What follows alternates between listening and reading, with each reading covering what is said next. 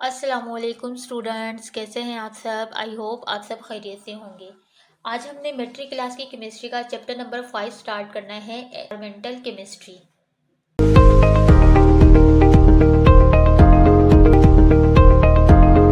आज हमने chapter number 5 start करना है मेट्रिक क्लास की केमिस्ट्री का, इन्वायरमेंटल केमिस्ट्री या एटमॉस्फेयर। ठीक है, इन्वायरमेंटल केमिस्ट्री में हम किसको पढ़ेंगे? एटमॉस्फेयर को पढ़ेंगे। अच्छा, यहाँ पर जो है ना इन्वायरमेंटल केमिस्ट्री में यहाँ पे इन्वायरमेंट के बारे में थोड़ा सा आपको बताया गया है, इंट्रोडक्शन बताया गया है। फर्स्ट ऑफ ऑल हम इन्वायरमेंटल केमिस्ट्री पढ़ेंगे कि इन्वायरमेंटल केमिस्ट्री हमारे पास क्या होती है। इन्वायरमेंटल केमिस्ट्री जो है केमिस्ट्री की वो ब्रांच है जिसमें हम इंसानों और जानवरों का माहौल पे क्या असर हो रहा है और हम अपने माहौल को किस तरह से साफ़ सुथरा रख सकते हैं, और हमारा जो इन्वायरमेंट है किसकी वजह से आलूदा हो रहा है। तो हम इन तमाम फैक्टर्स के बारे में जब हम स्टडी करते हैं, जिस केमिस्ट्री की ब्रांच में हम स्टडी करते हैं, उसे हम नाम क्या देते हैं? उसे हम इन्वायरमेंटल केमिस्ट्री का नाम देते हैं। जैसा कि यहाँ पे भी लिखा है, the scientific study of chemical and biological events that occurs in natural settings is known as environmental chemistry. ठीक है, इन्वायरमेंट में जो भी केमिकल्स और बायोलॉजिकल इवेंट्स जो हो रहे होते हैं, चाहे वो इंसानों की वजह से हो रहे हों या वो जानवरों की वजह से हो रहे हों, इन तमाम जो है इनके बारे में हम जब स्टडी करते हैं तो उसे हम नाम क्या देते हैं? इन्वायरमेंटल केमिस्ट्री का नाम देते हैं। अच्छा, इन्वायरमेंटल केमिस्ट्री में हम एयर, सॉइल्स, वाटर और इन्वायरमेंटल जो हमारे पास इम्पैक्ट होते हैं जो कि ह्यूमंस और एनिमल्स की वजह की एक्टिविटीज़ की वजह से होते हैं, उसके बारे में भी हम क्या करते हैं? स्टडी करते हैं। तो यहाँ पे जस्ट आपको इंट्रोडक्शन ही लिखा है कि हम इन्वायरमेंटल केमिस्ट्री में क्या क्या चीज़ें स्टडी करते हैं। उसके बाद है हम बात करते हैं एटमॉस्फेयर। एटमॉस्फेयर हमारे पास क्या होता है? अच्छा, जो ये ज़मीन है ना, ऐसा नहीं है कि ज़मीन ऐसे ही महफूज है। ठीक है, ज़मीन क्या है? एक जो है लेयर जो होती है, गैसेस की एक लेयर जो होती है उससे घिरी हुई है। ठीक है, जिसे हम नाम क्या देते हैं? एटमॉस्फेयर का नाम देते हैं। ठीक है, एटमॉस्फेयर को वैसे तो हम क्या कहते हैं सिंपल वर्ड्स में? हम उसे कहते हैं कुर्रे हवाई। मतलब देखिए हमारा एटमॉस्फेयर। अच्छा, एटमॉस्फेयर क्या करती है? एक ब्लैंकेट के तौर पे काम करती है। ठीक है, ज़मीन को ढांप के रखा हुआ है किस चीज़ से?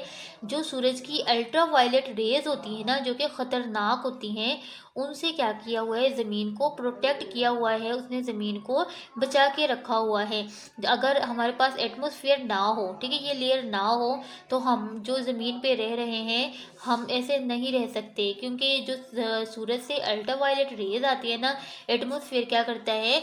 ज़मीन को उन रेज से डायरेक्ट आने से रोकता है, उन्हें एब्जॉर्ब करता है। ठीक है, सूरज से जो डायरेक्ट हीट आ रही होती हैं उन्हें एब्जॉर्ब करता है। एब्जॉर्ब करने के बाद क्या करता है? हमारे पास जो बिल्कुल उसकी लाइट जो है वेवलेंथ हो जाती है, तो वो रेज हम तक पहुंचती है, जिसकी वजह से हम ज़मीन पे रहते हैं।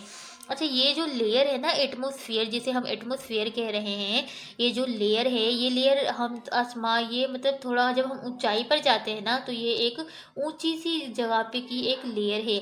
और ये एटमॉस्फेयर ये नहीं है कि सिर्फ एक ही जगह पे मौजूद है, इसने पूरी ज़मीन को कवर अप किया हुआ है। ये मतलब ये ऊंचाई पर है और इसका ये हद महदूद नहीं है कि ये कहाँ तक है। ठीक है, इसकी हद नहीं है। इट्स मीन्स कि अब हम सिंपल वर्ड्स में बता सकते हैं कि जो एटमॉस्फेयर है ये क्या है? गैसेस की एक लेयर है जो कि ज़मीन को क्या करती है? प्रोटेक्ट करती है सूरज की आने वाली रेज से। और ये क्या होती है? इम्पोर्टेंट है हमारी लाइफ के लिए। ठीक है, और अर्थ इकोलॉजी के लिए। अगर ये डायरेक्ट, अगर ये सूरज की छाँव को मतलब एब्जॉर्ब ना करे, डायरेक्ट हीट हम तक आएंगी, तो हमारी स्किन और डिफरेंट डिजीज जो होते हैं वो हमारे अंदर हो सकते हैं। तो एटमॉस्फेयर क्या है? एक प्रोटेक्टिव लेयर है फॉर ह्यूमन बींग्स। ठीक है, और अर्थ इकोलॉजी के लिए। उसके बाद लिखा है कि जो एटमॉस्फेयर है उसकी कंपोजिशन क्या है। ठीक है, जो हवा, जो आपने अब एटमॉस्फेयर तो पढ़ लिया, एटमॉस्फेयर बनी किस चीज़ों से है, किन किन चीज़ों से मिलकर बनी है, तो हम उसके बारे में पढ़ेंगे। वो कह रहे हैं कि एटमॉस्फेयर की वजह से हम क्या है ज़मीन पर रह रहे हैं, और जो है हमारी हवा जो है, हवा हम हवा में सांस ले रहे हैं, जिसकी वजह से प्लांट्स और एनिमल्स क्या कर रहे हैं, सरवाइव कर रहे हैं।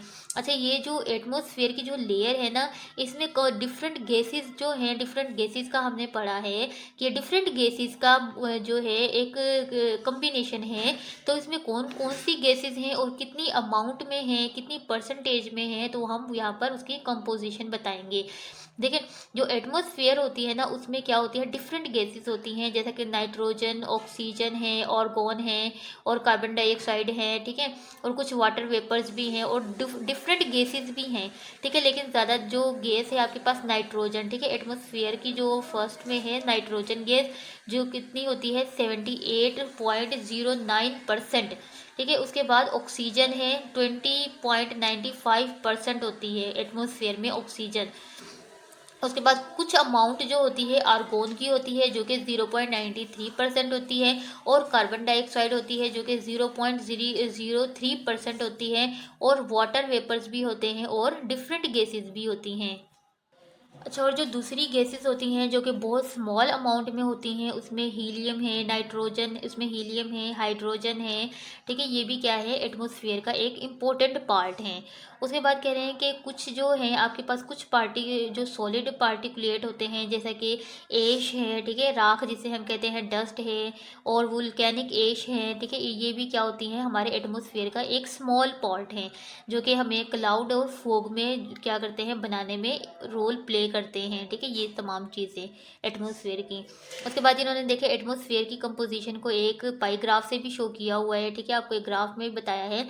देखिए, नाइट्रोजन 78.09% है, कितनी ज़्यादा नाइट्रोजन है। उसके बाद ऑक्सीजन है, कार्बन डाइऑक्साइड है, वाटर वेपर्स हैं, और कुछ इनर्ट गैसेज हैं, जैसा कि आर्गोन है, हीलियम है, नियोन है, क्रिप्टोन है, जिनोन है, और दूसरी गैसेज भी हैं, जैसा कि हमने पढ़ा कि एश, डस्ट, वोल्केनिक एश वगैरह जो हैं, ये सारी की सारी क्या हैं, एटमॉस्फेयर का पार्ट हैं। अच्छा, अब हमने एटमॉस्फेयर के बारे में भी पढ़ लिया, एटमॉस्फेयर की कंपोजिशन भी पढ़ ली है। अब एटमॉस्फेयर जो है एक एक सिंगल लेयर नहीं है, ठीक है, एटमॉस्फेयर क्या है 5 लेयर्स पर जो है, इसमें एटमॉस्फेयर को 5 लेयर में डिवाइड किया गया है, ठीक है। ऐसा नहीं है कि सिर्फ एक ही लेयर है और उसी को आप एटमॉस्फेयर कह रहे हैं, नहीं, एटमॉस्फेयर क्या है, काफ़ी सारी लेयर्स हैं, 1 बाय 1 लेयर्स हैं, ठीक है, एटमॉस्फेयर को डिवाइड किया गया है। अब हम उसकी लेयर्स के बारे में पढ़ेंगे। अच्छा, लेयर्स ऑफ एटमॉस्फेयर्स, हम एटमॉस्फेयर की लेयर्स के बारे में बात करते हैं। अच्छा, जो हमारा एटमॉस्फेयर है ना, उसको 5 लेयर्स में क्या किया गया है, डिवाइड किया गया है, ठीक है। एक एटमॉस्फेयर ऐसे नहीं है कि सिर्फ एक ही लेयर है, एटमॉस्फेयर को 5 मेजर लेयर्स में डिवाइड किया गया है। और 5 लेयर्स में डिवाइड किस बेस पे किया गया है, on the basis of temperature, ठीक है, टेम्परेचर और डेंसिटी की बुनियाद पे जो हमारा एटमॉस्फेयर है उसको भी 5 लेयर्स में डिवाइड किया गया है। और यहाँ एटमॉस्फेयर है, एटमॉस्फेयर में सबसे पहले क्या होती है, ट्रोपोस्फेयर होता है, ठीक है, ट्रोपोस्फेयर की लेयर होती है। उसके बाद स्ट्रेटोस्फेयर होती है, स्ट्रेटोस्फेयर के बाद मीजोस्फेयर होती है, और उसके बाद थर्मोस्फेयर, और उसके बाद एक्सोस्फेयर। सबसे लास्ट वाली जो लेयर होती है, दिस इज कॉल्ड एक्सोस्फेयर, और first layer is called troposphere, ठीक है। हम यहाँ पे पहले देख लेते हैं अर्थ की जो एटमॉस्फेयर, जो हमारे पास एटमॉस्फेयर है उसकी लेयर्स में ये किस तरह से, ये लेयर्स को, एटमॉस्फेयर को किस तरह से 5 लेयर्स में डिवाइड किया गया है। ये देखें यहाँ पे क्या है, ट्रोपोस्फेयर, ये देखें, जैसा कि हमारे पास फर्स्ट लेयर इज ट्रोपोस्फेयर, ठीक है, ट्रोपोस्फेयर के ऊपर कौन सी लेयर है, स्ट्रेटोस्फेयर, और स्ट्रेटोस्फेयर से ऊपर होती है मीजोस्फेयर। मीजोस्फेयर क्या होती है, दरमियान वाली लेयर होती है।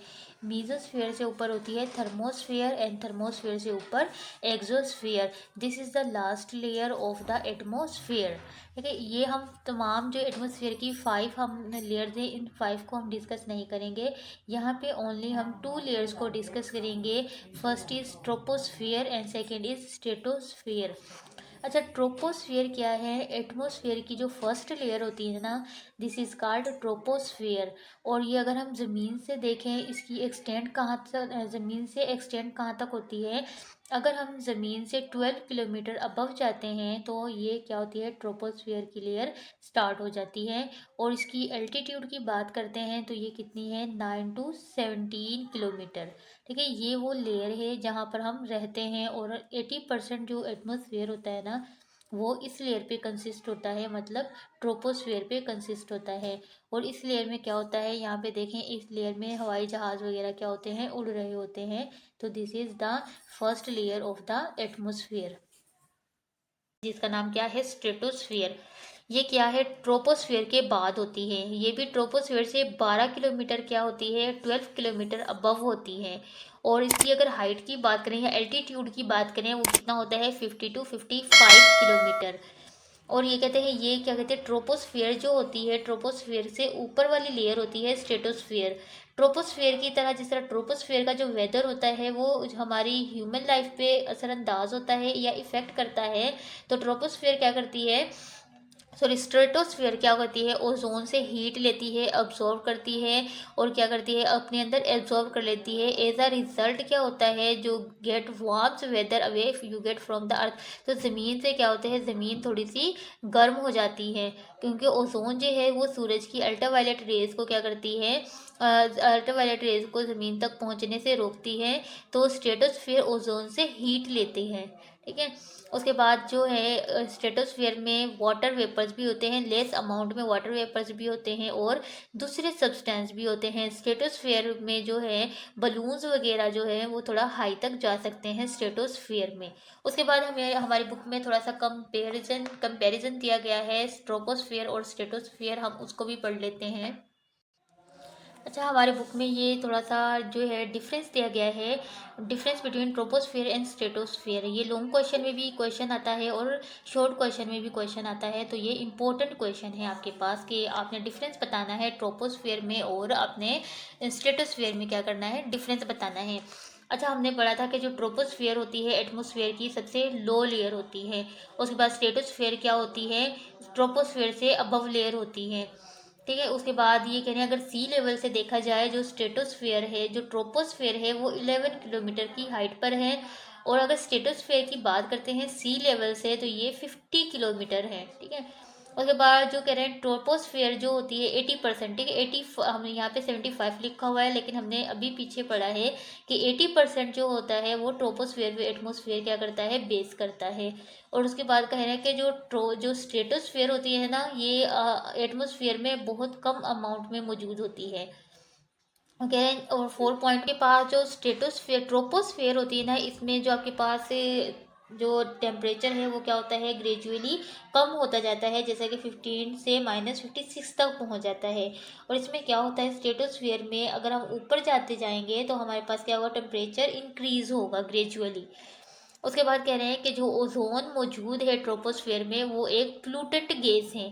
और 5 वाले में अभी हमने पढ़ा है कि जो स्ट्रेटोस्फेयर है ओजोन से क्या करती है, हीट को एब्सॉर्ब करती है। ठीक है, यहाँ पर क्या है, ozone here shield the planet है। इसमें स्ट्रेटोस्फेयर में जो ओजोन मौजूद है वो क्या कर रही है, प्लेनेट को शील्ड कर रही है।